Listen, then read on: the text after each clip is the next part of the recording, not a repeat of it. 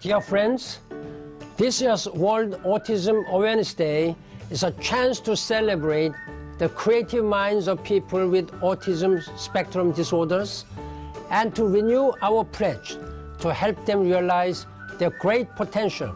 I treasure my meetings with individuals affected by autism, parents, children, teachers, and friends. Their strength is inspiring. They deserve all possible opportunities for education, employment, and integration. Communities are judged by how their most vulnerable people are treated. To measure the success of our societies, we must look at how well we integrate people with different abilities. Education and employment are so important. Schools connect children to their communities. Jobs connect adults to their societies. People with autism deserve to walk the same path. By including children with different learning abilities in public schools, we can change attitudes and promote respect.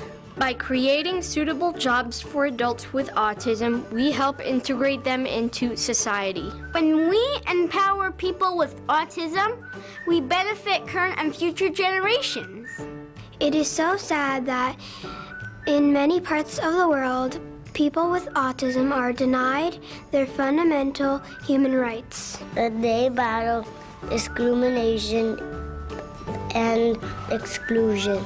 Even in places where their rights are secured, they still sometimes have to fight for basic services. The United Nations Convention on the Rights of Persons with Disabilities provides a strong framework for action. When we join the struggle to realize the rights of people with autism, we uncover greater humanity within ourselves and create a better society for all. World Autism Awareness Day is about more than generating understanding. It is a call to action. We urge everyone to help develop education and training programs, create relevant jobs, and increase housing options for people with Autism spectrum disorders. Let us work together to help them meet their needs, reach their aspirations, and fulfill their dreams so they can capture that sense of belonging we all need to lead meaningful lives. This is essential to achieving our shared vision of a more inclusive world. Thank you.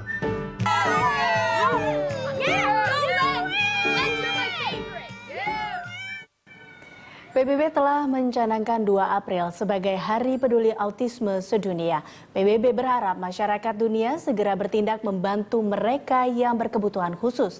Lantas tindakan apa yang bisa kita lakukan sebagai masyarakat? Untuk membahas hal ini di studio telah hadir psikolog dari Ibu Lucy Lidiawati Santioso serta orang tua dari anak penyandang autisme Nevianti Sutikno. Selamat siang Bunda Lucy dan juga Bu Yanti. Terima kasih telah hadir bersama kami dalam Jurnal Siang. Saya ke Bunda Lucy. Bunda Lucy, ini kan autis bukanlah penyakit, tapi merupakan suatu gangguan yang perkembangan yang kompleks terhadap komunikasi, interaksi sosial, dan juga aktivitas imajinasi. Apakah memang itu sebenarnya autis? Ya, jadi autis itu ada 3 gangguan. Yang pertama itu adalah gangguan emosional.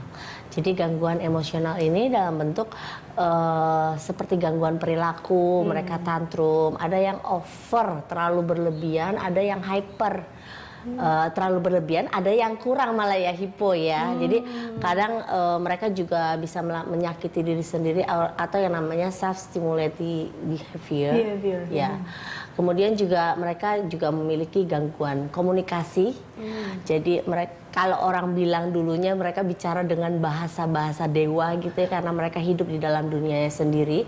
Karena autis sendiri kan dari kata autos ya, yang artinya adalah hidup sendiri gitu ya.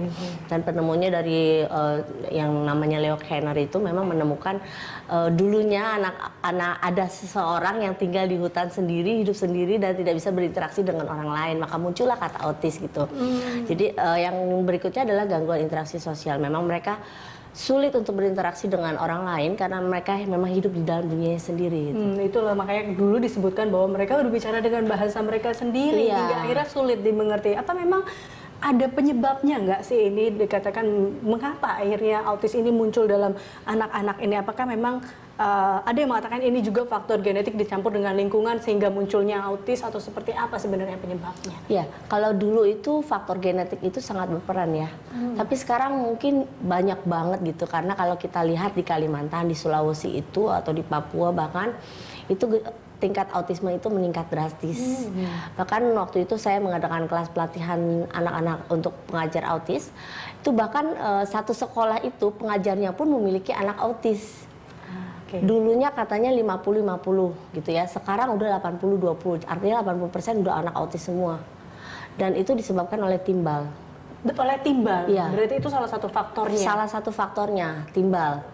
Dan kalau di Jakarta ini kan polusi juga udah meningkat ya, kemudian juga nutrisi, kemudian gizi juga mempengaruhi, genetik juga masih mempengaruhi, tapi ada satu lagi yang mempengaruhi, vaksinasi ternyata. Vaksinasi? Iya, kalau dulu katanya MMR gitu ya, menurut penelitian gitu, tapi sekarang ternyata kok banyak vaksinasi yang tiba-tiba anaknya tadinya udah bagus sih perkembangannya, tiba-tiba jadi regresif. Jadi gitu. serem dong ya dia. Mungkin orang tua juga harus waspada terkait dengan vaksinasi seperti itu ya. Betul. Oke, saya ke Bu Yanti dulu. Bu Yanti, ini mungkin pertama kali Anda menyadari bahwa putri Anda menjadi penyandang autis. Itu usia berapa pada saat itu? Ini saya bersyukur bahwa ternyata saya terbantu dengan sistem perkembangan anak-anak. Jadi kalau dulu itu ada kartu menuju sehat. Terakhir saya lihat 2013 Departemen Kesehatan juga mengeluarkan kartu menuju sehat itu. Jadi karena ini pengalaman tentang keterlambatan perkembangan, jadi kartu itu sangat bermanfaat sekali gitu. Jadi saya mulai merasakan ada yang tidak beres pada anak saya itu di usia 3 bulan. Oh, 3 bulan. Iya. Jadi alhamdulillah 5 bulan anak saya sudah mulai melakukan treatment. Dan itu memang dari hasil pembicaraan saya dengan beberapa orang ahli, di bawah 1 tahun itu pemulihannya bisa mencapai 90%. Oke. Iya. Di bawah 1 tahun, Di bawah 90, 1 tahun. berarti lebih cepat ya untuk pemulihannya seperti itu dibandingkan kalau mereka sudah dewasa. Iya, iya. Oke. Jadi itu yang sebenarnya sekarang kita sibuk dengan intervensi dini, kita sibuk dengan pendekatan pada anak-anak balita karena mengejar pemulihan yang lebih bagus. Gejala apa? Mungkin seperti apa sih mungkin Anda melihat karakteristik ada yang berbeda dari putri saya dibandingkan dengan anak-anak lain? Anak saya waktu itu sangat tenang, mungkin yang dikatakan oleh Bunda Lucy tadi yang hipo. Jadi pada saat dia buang air kecil, pada saat dia buang air besar atau apapun gitu, dia sangat tenang, tidak pernah bersuara. Gitu. Jadi saya waktu itu merasa bersyukur anak saya paham bahwa ibunya habis melahirkan capek gitu ya, dia tenang gitu. Jadi kalau mau minum itu ASI itu harus dibangunkan betul-betul. Kalau tidak dia diam saja gitu. Jadi memang perkembangan. Jadi memang karena autis itu sebetulnya kalau yang saya tahu kan tidak boleh didiagnosa di bawah 3 tahun karena masih kemungkinan ada perubahan-perubahan yang lain gitu. Tapi dari awal kita sudah bisa deteksi dengan ada ketidakmampuan dia berkembang untuk hal-hal yang berhubungan dengan perkembangan yang normal seperti anak-anak lain. Gitu. Oke, nah saya kembali ke Bunda Lucy. Bunda Lucy, ini ternyata Bu Yanti juga sudah menyadari putrinya pada usia 3 bulan.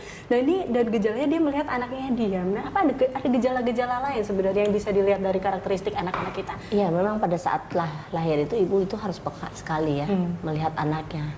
Begitu anaknya berbeda dengan anak lain itu kan harus waspada ya.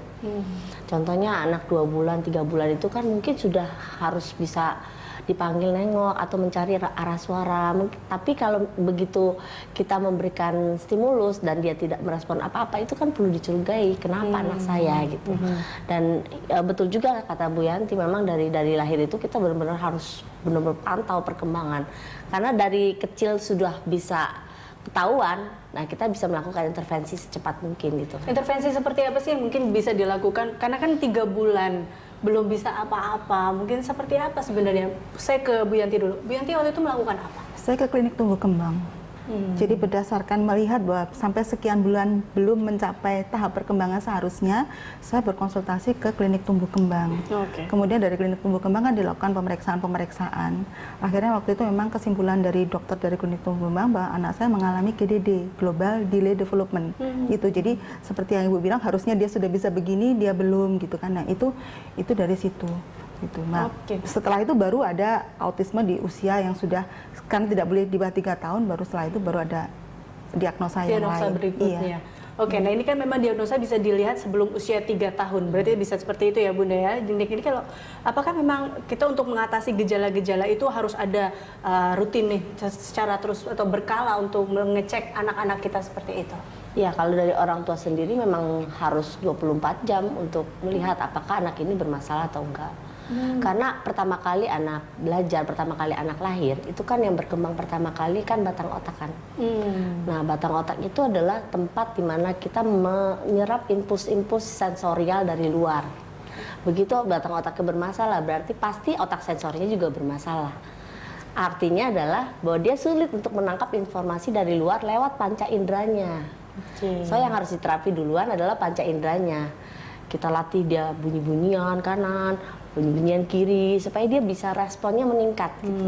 Jadi mungkin dilihat dari respon awal anak ini, apakah yang benar respon atau tidak, dan itu bisa menjadi salah satu ciri-cirinya ya. Baik Bu Yanti dan juga Bunda Lucy, kita akan lanjutkan perbincangan ini usai jeda berikut. Pemirsa, dialog masih akan kembali sesaat lagi.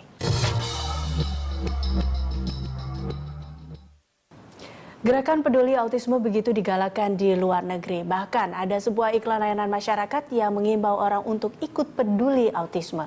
Salah satu ajakan dalam mewujudkan kepedulian yakni dengan memasang bolang bersinar biru karena warna biru lambang peduli autisme.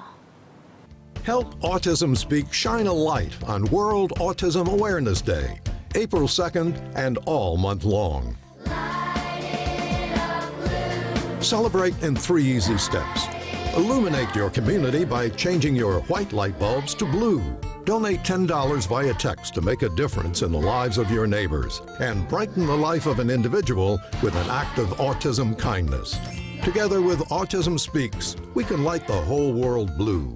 Ya, kita lanjutkan dialognya Bu Yanti dan juga Bunda Lucy. Tapi ini dikatakan autis ini bisa disembuhkan atau tidak? Ini banyak yang mengatakan ini mitos, tapi ada juga bilang ini fakta kok ternyata bisa disembuhkan.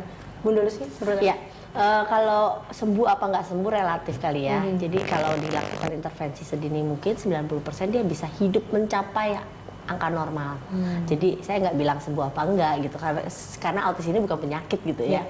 Jadi mereka bisa hidup layak seperti anak-anak normal lainnya. Mereka bisa seperti yang lainnya, seperti itu ya. Kalau dari Bu Yanti, Anda juga melihatnya seperti itu, bahwa berdasarkan pengalaman Anda bahwa anak saya juga sama kok seperti anak-anak yang lain seperti itu. Iya, selama yang tadi disebutkan oleh Bunda Lucy, karena mereka masalahnya adalah di panca indera mereka. Jadi begitu masalah panca indera itu selesai, mereka akan sama dengan anak-anak yang lain, gitu. Jadi itu yang sebetulnya tugas utama untuk diselesaikan. Iya. Terus lalu bagaimana cara Anda akhirnya untuk membuat merawat anak Anda untuk supaya tetap atau sama dengan anak-anak lain ya, selain Anda tadi pergi pada saat usia 3 bulan atau di bawah 1 tahun untuk pergi ke konsultan. Nah, untuk merangsang panca indera anak Anda, apa yang Anda lakukan Bu Yanti? Jadi yang sebetulnya yang sekarang sedang banyak dibicarakan adalah comprehensive treatment. Jadi itu treatment secara menyeluruh dari segala bagian bidang keahlian, mulai dari medis, pendidikan, dan yang paling penting sebetulnya adalah keterlibatan orang tua. Karena di luar, mereka itu hanya mendapatkan 1 atau paling maksimal 8 jam untuk perawatan, untuk terapi. 16 jam mereka ada di rumah. Jadi di sini peranan orang tua sangat penting sekali. Orang tua harus belajar, orang tua harus melakukan hal yang sama seperti yang dilakukan terapi di rumah.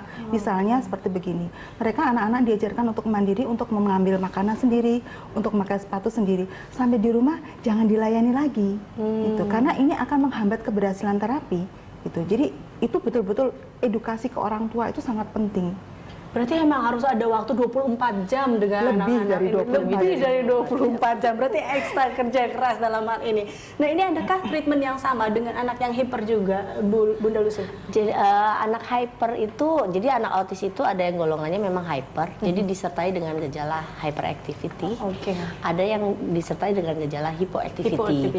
Contohnya anak yang megang api tapi nggak panas, jadi dia main-main api, itu namanya kan berarti dia tidak peka dengan sensori taktilnya kan. Sehingga yang terjadi adalah dia nggak merasakan panas. Sementara anak yang hyper baru mau kita samperin aja dia udah ketakutan, merengket di ujung gitu. Nah, karena dia merasa tidak nyaman dengan lingkungannya. Atau yang hyper juga bisa terjadi misalnya nggak suka sama merek baju.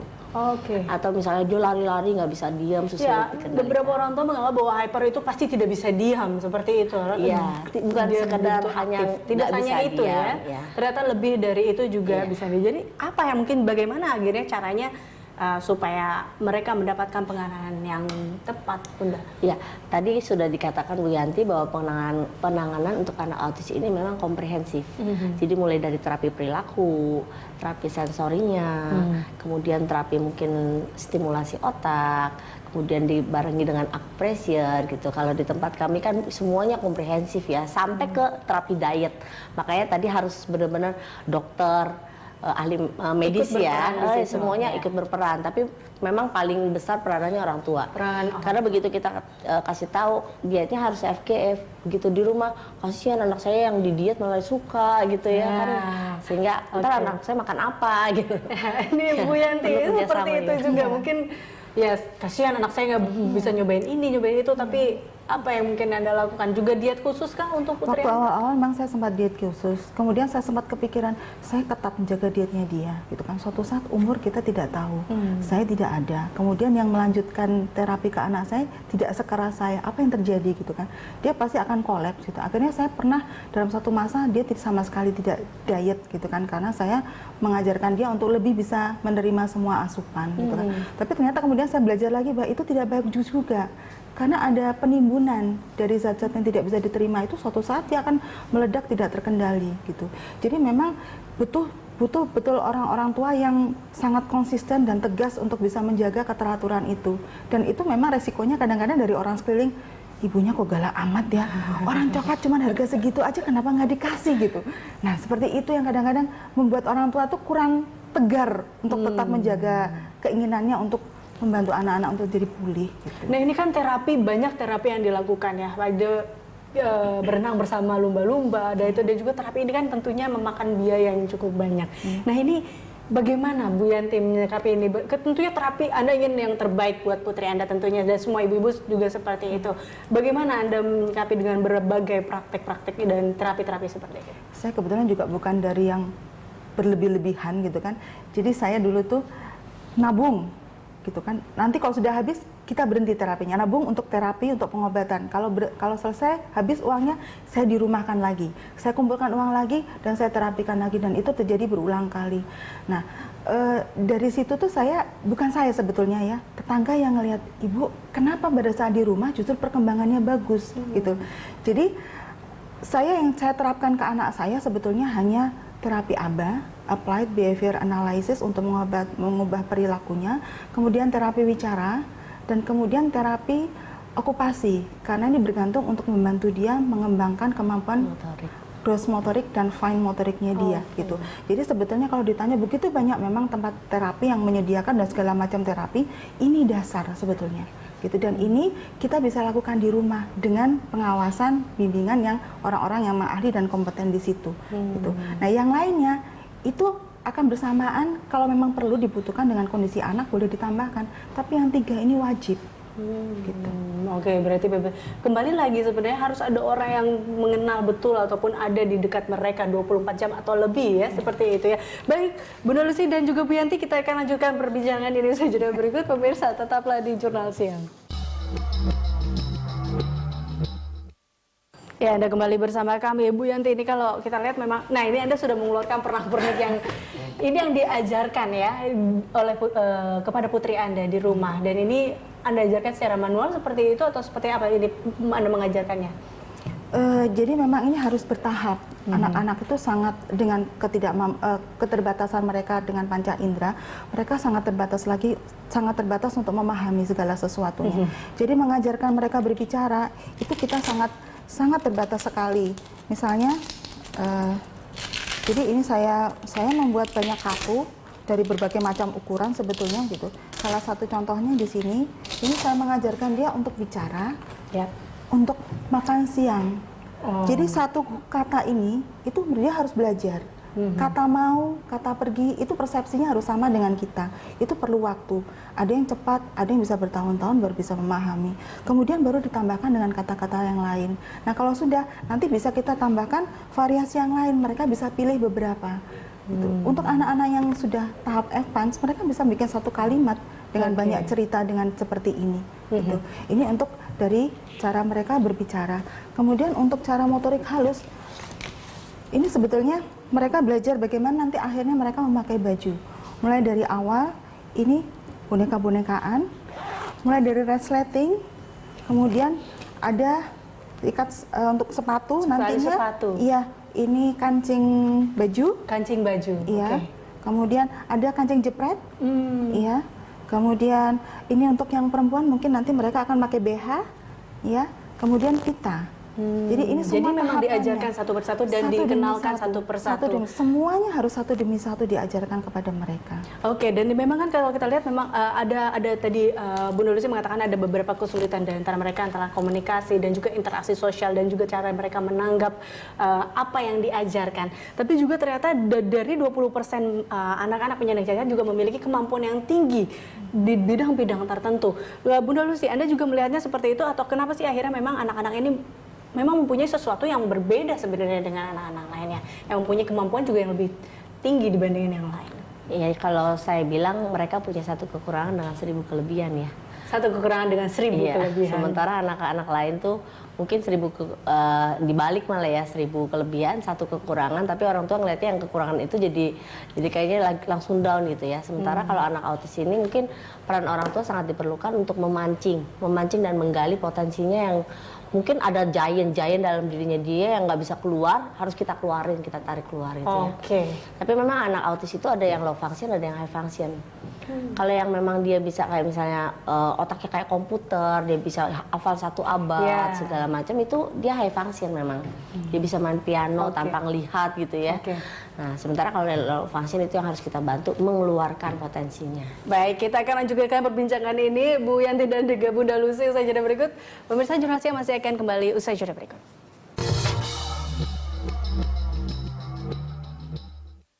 Ya, Anda kembali bersama kami, Bu Yanti. Ini di segmen terakhir ini, Anda melihat sebenarnya Jakarta ini ramah nggak sih dengan anak-anak penyandang autis? Atau Anda melihat peran pemerintah dalam mungkin sosialisasi terkait dengan autisme ini seperti apa? Ya, jadi sebetulnya mulai tahun kemarin, dari Hari Autisme tahun kemarin, pada saat tanggal 6 April 2013, Bapak Gubernur kita, Bapak Jokowi itu sudah membuat kesepakatan untuk melakukan perubahan pada Kota Jakarta, sehingga Kota Jakarta itu sebagai lebih ramah terhadap anak-anak penyandang autis. Nah, kemudian itu dilaksanakan dengan pelatihan para perintis yang akan mempersiapkan Jakarta itu dengan pelatihan selama 10 hari kita waktu itu di Cipayung. Kebetulan saya terpilih salah satu di antara mereka. Dari 278 orang hanya terpilih 50 orang waktu itu. Hari ini kita nanti jam 2 akan ada pelantikan yang dilakukan oleh Jokowi, Bapak Gubernur Jokowi. Kemudian ada peresmian dari Autism Center di Cipayung. Gitu. Jadi sebetulnya pemerintah itu sudah sangat-sangat maju untuk berpikiran ke sana. Hanya sekarang kita mulai berusaha melangkah ke sana. Informasi saja mungkin yang bisa saya sampaikan bahwa nanti pada akhirnya Autism Center yang di Cipayung itu lebih dititik beratkan kepada masyarakat prasejahtera.